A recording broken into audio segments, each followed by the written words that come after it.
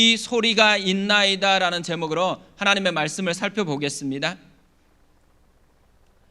아이작이라는 사람이 있습니다.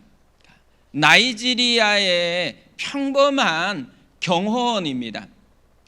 이 나이지리아라는 나라는 공공장소의 화장실 찾기가 하늘의 별 따기라고 합니다.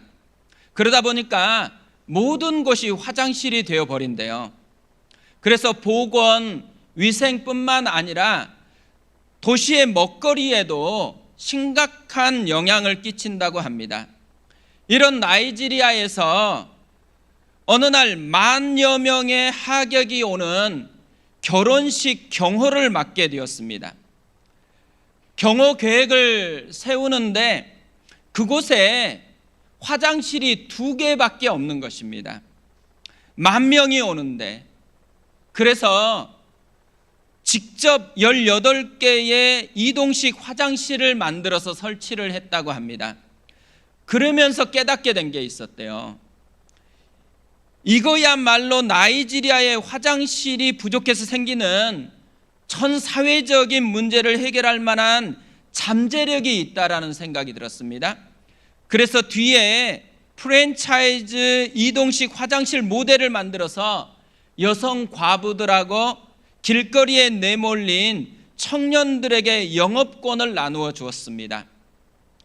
아이작 덕분에 나이지리아는 22,000개의 깨끗한 공중 화장실이 생겨났고, 많은 여성들과 청년들이 자립할 수 있는 기회가 생겼다고 합니다. 이런 아이작과 같은 사람을 체인지 메이커라고 부른다고 합니다.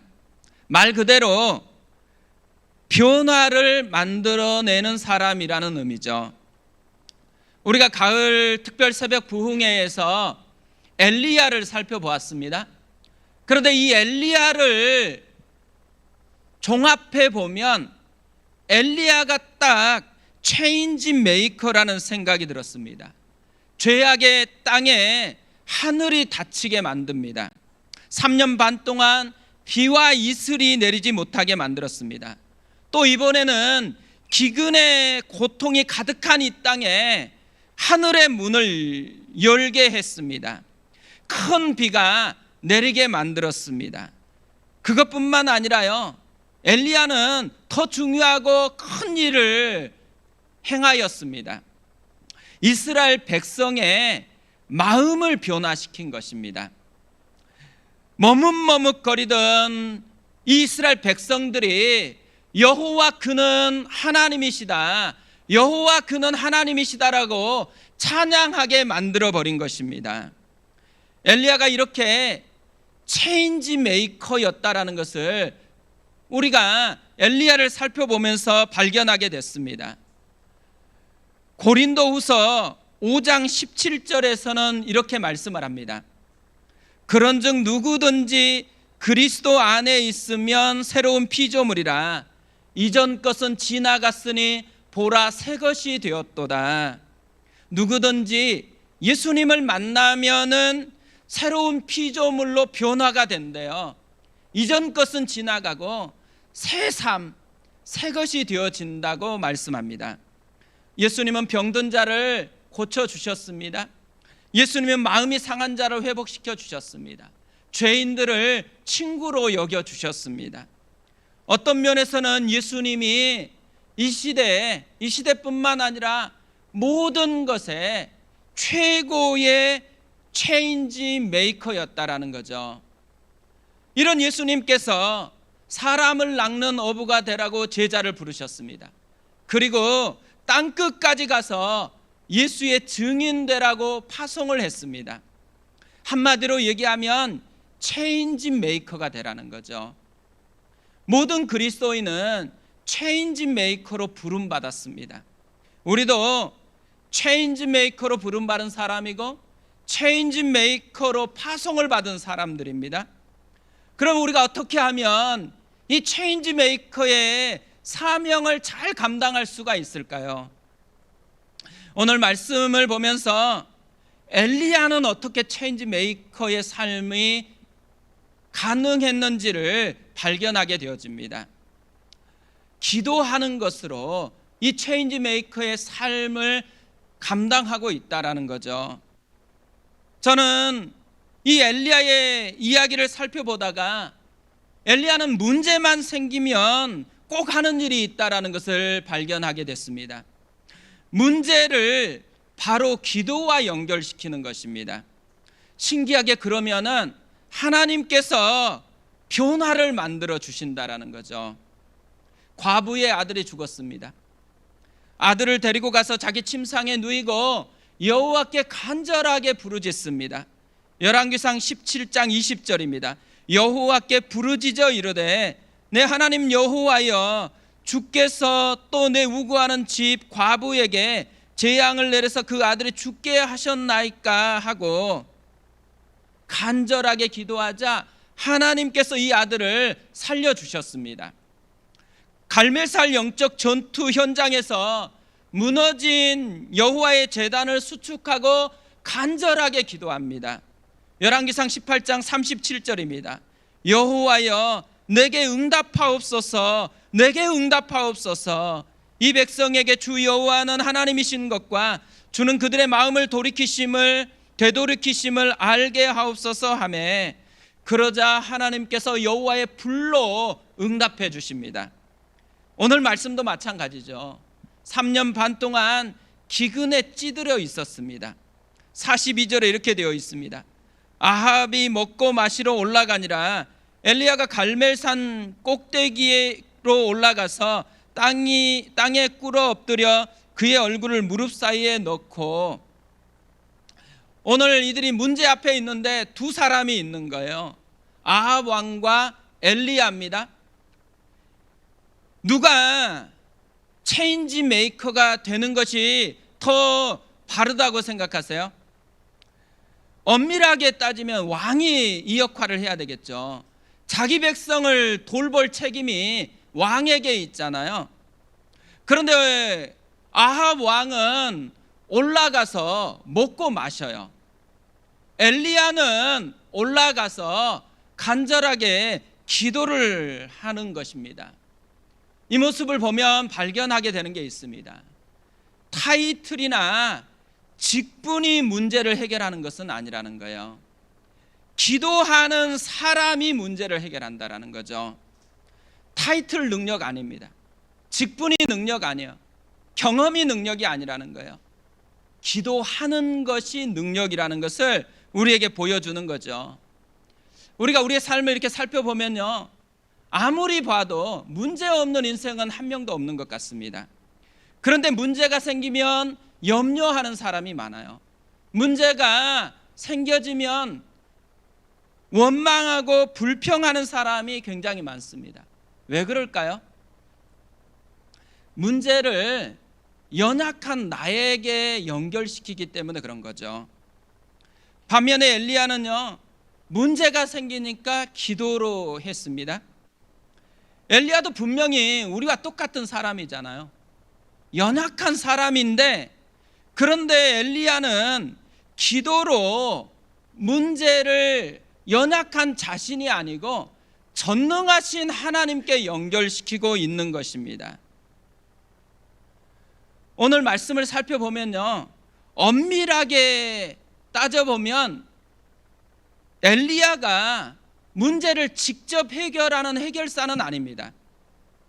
그는 문제를 하나님께 연결시키는 기도하는 사람이었을 뿐이에요. 그런데 놀라운 것 한 가지, 기도로 하나님께 맡기면은 진정한 문제 해결자이신 하나님께서 그 문제를 해결해 주시는 것입니다. 엘리야가 체인지 메이커의 삶이 가능했었던 이유가 여기에 있다라는 거예요. 기도하는 사람이 체인지 메이커의 삶을 살아낼 수가 있다라는 것이죠.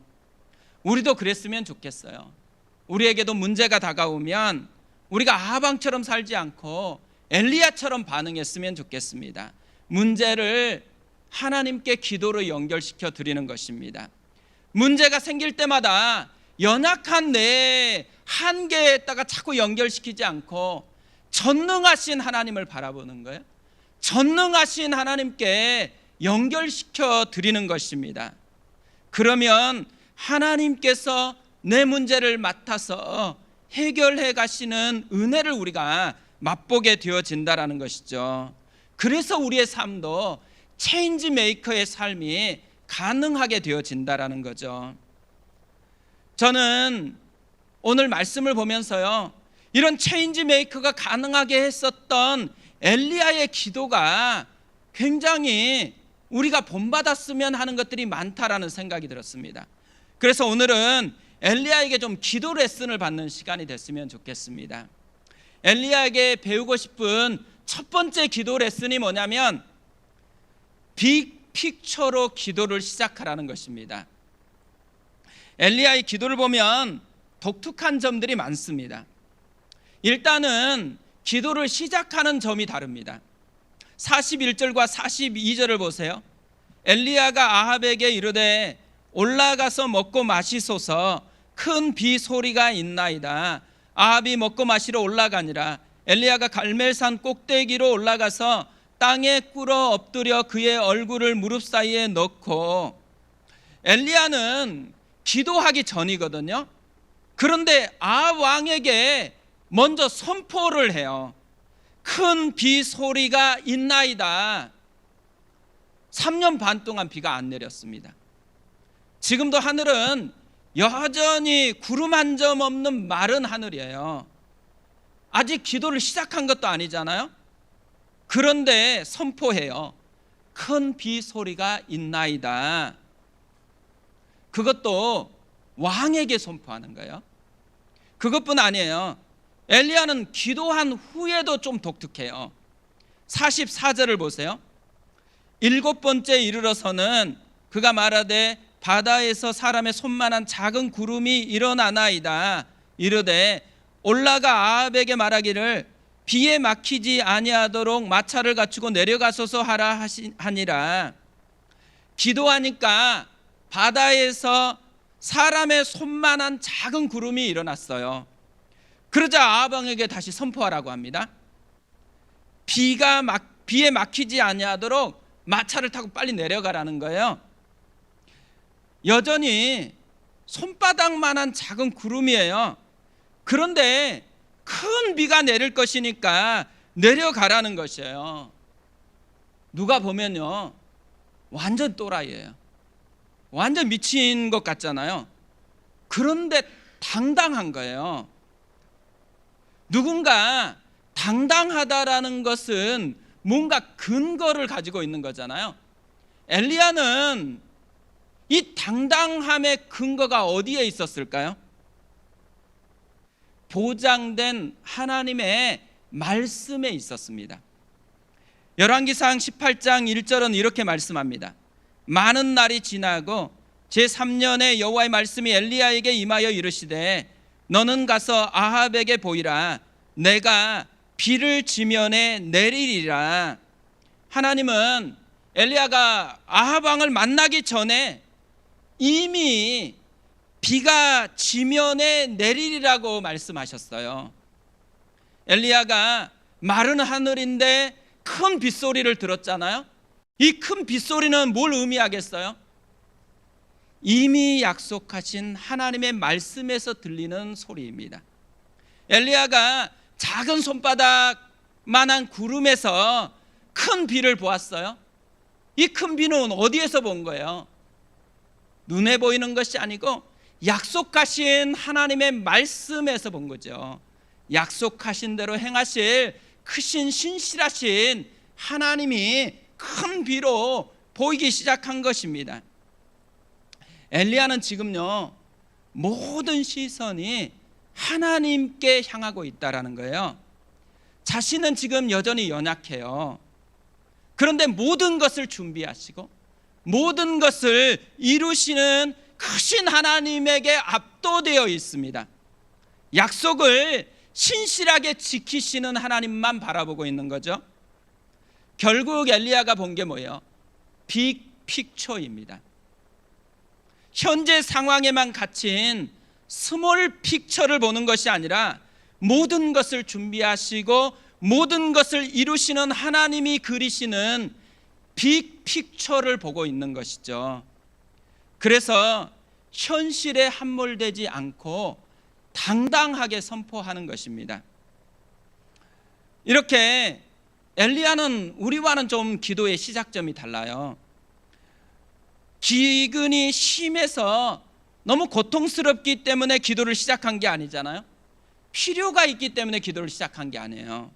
하나님의 말씀이 있었기 때문에, 하나님의 말씀으로 알게 된 하나님의 빅픽처, 큰 그림을 보고 있기 때문에 기도를 시작했다라는 거예요. 그러다 보니까요, 엘리야는 기도하는 것 자체가 다릅니다. 엘리야의 마음에는 기대감이 충만한 거예요. 하나님이 그리신 이 빅픽처를 어떻게 이루실 것인지에 대한 기대감이 그의 마음을 지배하고 있습니다.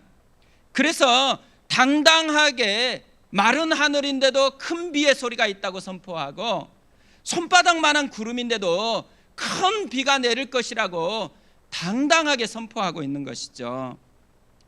반면에 대부분의 사람들은요, 내 필요에서 기도를 시작하는 것 같습니다. 그리고 대부분의 사람들의 기도의 목표는 뭐예요? 내가 원하는 대로 이루어지는 거예요. 그러니까 스몰 픽처입니다. 그러다 보니까 기도하는데 불안해요. 혹시 하나님께서 내가 원하는 대로 안 주고 다른 것으로 주면 어떡하지? 이런 불안함이 기도하는 순간에도 작동한다라는 거죠. 우리 기도가요, 이런 스몰 픽처 안에 가두어져서 그거에 매일 때가 많다라는 거죠. 그래서 우리가 엘리야에게 배워야 될 첫 번째 기도 레슨이 뭐냐? 빅픽처로 기도를 시작하라는 것입니다.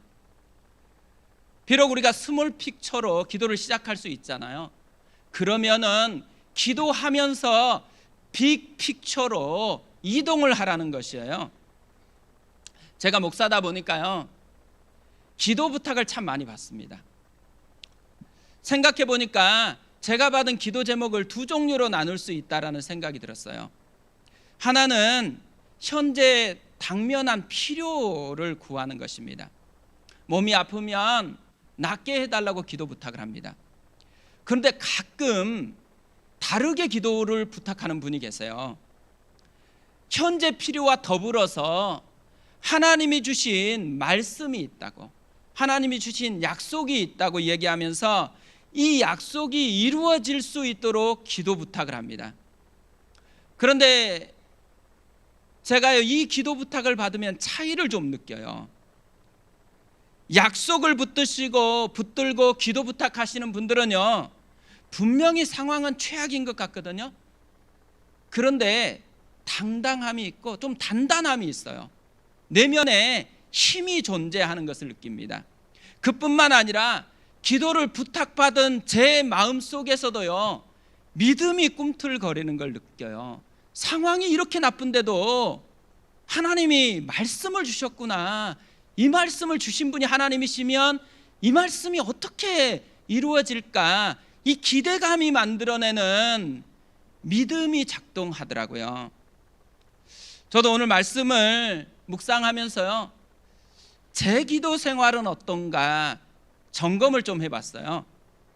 제가 최근에는 말씀드린 대로 청계산 기도원에 가서 계속 기도하려고 애쓰고 있습니다.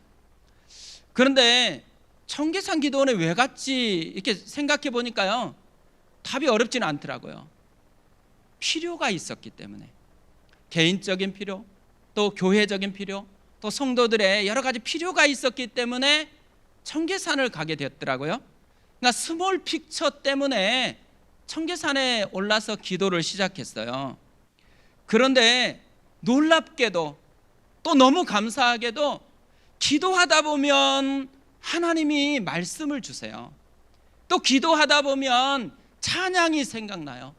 그러면 그 찬양을 계속 부르면서 그 찬양 와닿은 가사 제목을 가지고 계속 하나님을 향해서 나아가는 거예요. 또 말씀을 주시면 그 말씀을 붙들고 기도하기 시작하는 것입니다. 여호와 이레도 그래서 받은 말씀이에요. 그런데 제가 그렇게 기도하다가 놀라운 사실 하나를 발견했어요. 스몰 픽처에서 빅 픽처로 이동하는 순간이에요. 이때 제 내면 속에서 놀라운 변화가 일어난다는 거예요. 굉장히 큰 담대함이 마음 가운데 생기기 시작합니다. 스몰 픽처일 때는요, 저도 똑같아요. 기도하다가 염려가 돼요. 그런데 빅 픽처로 이동을 하잖아요. 그러면 염려가 아니고 크신 하나님께 집중을 하기 시작해요. 상황은 훨씬 어려운 것 같은데 하나님이 이것을 약속했으니까 하나님이 이것으로 만들어낼 이 하나님의 역사가 뭔지에 대한 기대감이 마음 가운데 일어나기 시작하는 거예요. 그러면서 기도할 때마다 하나님의 말씀을 달라고 기도해야 되겠구나. 기도할 때마다 하나님의 빅픽처를 좀 보여주시면 좋겠다라는 기도를 해야 되겠구나라는 것을 계속 배우고 있습니다. 가을에는 기도하게 하소서, 이 시 제목을 다 알고 있잖아요. 이제 가을은 정말 기도하기 좋은 그런 때입니다. 여름에 30도 막 넘는 때도 올라가서 기도했거든요. 비가 억수로 쏟아지는 때도 또 올라가서 기도했거든요. 지금 생각해 보니까 지금은 너무 기도하기 좋은 거예요. 우리는 교회 공간이 없다 보니까 기도할 데가 없습니다. 그런데 우리에겐 더 놀라운 게 있어요. 모든 곳이 기도할 곳입니다. 특별히 기도가 잘 안 되시는 분들은 기도가 많이 쌓여 있는 곳에 가서 기도하는 것이 좋다고 생각합니다. 청계산 기도원 올라가셔서 많이 기도해 보셨으면 좋겠어요. 그런데 기도할 때요, 우리에게 중요한 것 한 가지, 엘리야가 가르쳐 주신 대로 스몰 픽처에서 기도를 시작했을지라도 빅 픽처로 기도를 이동하는 것입니다. 그리고 그 이동하는 속에서 역사하시는 하나님의 은혜를 우리가 좀 풍성하게 누려보았으면 좋겠습니다. 두 번째로 엘리야에게 배우고 싶은 기도 레슨이 있습니다. 간절하게 또 끈질기게 기도하라입니다. 엘리야의 기도하는 모습을 보면 두 가지 면에서 좀 독특해요. 첫 번째로는 기도하는 자세가 독특합니다. 42절에 이렇게 되어 있습니다. 아합이 먹고 마시러 올라가니라. 엘리야가 갈멜산 꼭대기로 올라가서 땅에 꿇어 엎드려 그의 얼굴을 무릎 사이에 넣고. 엘리야가 어떻게 기도했어요? 먼저는 갈멜산 꼭대기로 갔어요. 방해받고 싶지 않다라는 거죠. 또 땅에 꿇어 엎드려 그의 얼굴을 무릎 사이에 넣고 기도했대요. 보통 이스라엘은 서서 기도를 합니다. 또 손을 들고 기도하는 게 일반적이거든요. 그런데 엘리야는 그렇게 하지 않았어요? 그리고 이 엘리야의 기도 자세는 사실 쉽지 않아요. 오늘 예배 끝마치면 집에 가서 꼭 한번 해보세요. 일단 기도 자세가 엘리야처럼 되려면요, 반드시 필요한 조건이 있어요. 뱃살이 있으면 안 됩니다. 배 나온 분들은 절대로 무릎을 이렇게 꿇어서 닿을 수 없어요. 또 하나, 유연성이 있어야 돼요. 유연성이 없으면 애써도 굽혀지지 않아요. 어떤 분들은 그래서 엘리야가 이런 기도 방식을 처음으로 한 게 아니고 계속해서 그렇게 기도했다고 생각해요. 그런데 왜 엘리야는 하필 많은 기도 자세 중에서 이런 기도의 모습을 취하고 있을까요? 간절하기 때문에. 너무 간절하니까 간절함이 온 몸으로 이렇게 나타나는 기도의 자세를 취하고 있는 것이죠. 저는 이 모습이 오늘 말씀에서 제일 충격이었습니다. 엘리야는요, 이미 주겠다고 약속했어요. 이미 확보된, 응답이 확보된 상황이거든요. 우리 같으면 어떻게 해요? 이미 응답받았다고 생각하면 기도가 점차 멈추거나 하면 좀 편해지잖아요. 그런데 엘리야는 간절함으로 더 기도하고 있다라는 거죠. 뭘 얘기하는 거예요? 엘리야의 기도 목표는 응답에 있는 게 아니라는 거예요. 응답보다 더 중요한 것에 목표를 두고 있다라는 거죠. 엘리야는 하나님이 그리고 있는 이 빅픽처가 자신의 온몸과 마음으로 생생하게 느껴지는 것, 이것을 꿈꾸고 있는 것입니다. 응답되는 것도 사모하는 것이지만 응답을 넘어서서 엘리야가 진짜 사모했던 것은 하나님의 역사가 남의 이야기가 아니고 자기 사건이 되는 거예요. 나의 사건이 되는 것을 간절하게 꿈꾸고 있었다라는 것이죠. 저는 이게 제일 큰 도전이었습니다. 우리도 그랬으면 좋겠어요. 남이 기도 응답받았다라는 게 아니고 내가 응답받았다라는 거, 내가 하나님을 생생하게 경험하고 있다라는 이 고백이 우리의 고백이 되어졌으면 좋겠습니다. 또 하나 엘리야의 기도를 보니까 독특한 점이 있어요. 43절 44절입니다. 그의 사환에게 이르되 올라가 바다 쪽을 바라보라. 그가 올라가 바라보고 말하되 아무것도 없나이다. 이르되 7번까지 다시 가라. 7번째 이르러서는 그가 말하되 바다에서 사람의 손만한 작은 구름이 일어나나이다. 이르되 올라가 아합에게 말하기를 비에 막히지 아니하도록 마차를 갖추고 내려가소서 하라 하니라. 사환에게 자꾸 확인을 해보라는 것입니다. 그러면서 사환이 바다 쪽을 보니까 아무것도 없다고 얘기해요. 그러자 7번까지 가서 확인하래요. 여기서 7번이라는 것은 숫자의 의미가 아니고 응답이 되어질 때까지라는 말이에요. 응답이 되어질 때까지는 기도를 멈추지 않겠다라는 거예요. 엘리야는 포기하지 않고 끈질기게 하나님의 약속이 내 삶에서 구현될 때까지는 기도를 멈추지 않겠다라는 것이죠. 간절하게 끈질기게 기도했습니다. 우리도 그랬으면 좋겠습니다. 기도할 때마다 간절하게 끈질기게 기도했으면 좋겠습니다. 그러자 하나님께서 엘리야에게 응답을 해주세요. 첫 번째로는 큰 비가 내리는지라 약속대로 이루시는 은혜를 맛보게 합니다. 그런데 여기서 끝나지 않아요. 한 가지를 덤으로 또 주십니다. 하나님의 능력을 맛보는 기쁨을 누리게 하십니다. 46절에 이렇게 되어 있습니다. 여호와의 능력이 엘리야에게 임하매 그가 허리를 동이고 이스라엘로 돌아가는 곳까지 아합 앞에서 달려갔더라. 사실 이 46절은 없어도 되는 그런 구절이죠. 그런데 여호와의 능력이 엘리야에게 임했습니다. 그러자 허리를 동이고서 아합 왕의 마차보다 더 빨리 뛰어가고 있다고 이야기합니다. 왜 이 말씀을 기록했을까요? 이 말씀을 통해서 우리에게 주고 싶은 메시지가 뭘까요? 오카노 목사님이요, 이 본문을 이렇게 해석을 했습니다. 엘리야가 지금 비 맞으면서 이렇게 아합 왕의 마차 앞에서 달려가고 있는 것은 하나님의 역사를 맛본 기쁨이 너무 커서 감격을 주체할 수가 없어서 달릴 수밖에 없었다. 저는 우리도 그랬으면 좋겠습니다. 기도할 때마다 하늘이 열리고 큰 비가 내리는지나의 은혜를 누렸으면 좋겠어요.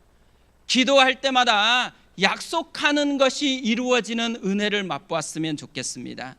그런데 거기서 멈추지 않고 하나님의 임재와 능력을 온몸으로 경험하는 기쁨 때문에 주체할 수 없는 감격, 이것이 우리의 하나님과의 사귐의 기쁨이 되어졌으면 좋겠습니다. 이제 말씀을 좀 정리하겠습니다. 낙타무릎이라는 별명을 가진 사도가 있습니다. 야고보 사도입니다. 야고보서 5장 17절 18절에서 이렇게 말씀을 합니다. 엘리야는 우리와 성정이 같은 사람이로되 그가 비가 오지 않기를 간절히 기도한즉 3년 6개월 동안 땅에 비가 오지 아니하고 다시 기도하니 하늘이 비를 주고 땅이 열매를 맺었느니라. 야고보 사도가 엘리야를 알고 있는데 엘리야의 무엇을 기억하고 있어요? 기도하는 엘리야를 기억하고 있다라는 거죠. 우리는 어떤 사람으로 기억되기를 원하세요? 올 한 해도 이제 가을을 지나서 이제 조금 있으면 또 겨울이 옵니다. 올 한 해가 금방 지나갈 거예요. 올 한 해 우리는 어떤 모습으로 기억되기를 원하세요? 저는 우리도 엘리야처럼 기도하는 사람으로 기억됐으면 좋겠습니다. 우리 아이들이 엄마는 기도하는 사람이야, 아빠는 기도하는 사람이야, 문제가 생길 때마다 조급하거나 원망하는 것이 아니고 문제가 생기면 하나님을 찾고 하나님이 일하시는 그 은혜를 경험해서 문제 앞에서도 당당한 사람이 우리 아빠야. 그리고 이 기도를 통해서 세상을 바꾸는 체인지 메이커로서 살아가는 이 사람으로 우리도 기억이 됐으면 좋겠습니다. 올 한 해 우리는 여호와 이레의 하나님을 약속으로 받았습니다. 하나님은 모든 것을 준비해 놓고 픽처를 가지고 우리에게 다가오시는 거예요. 이 하나님이 그리신 빅픽처가 기도를 통해서 우리의 삶에 연결되고 우리의 현재에 누리는 하나님의 은혜 사건이 되어졌으면 좋겠습니다. 우리 그 마음을 가지고 찬양하고 기도하겠습니다.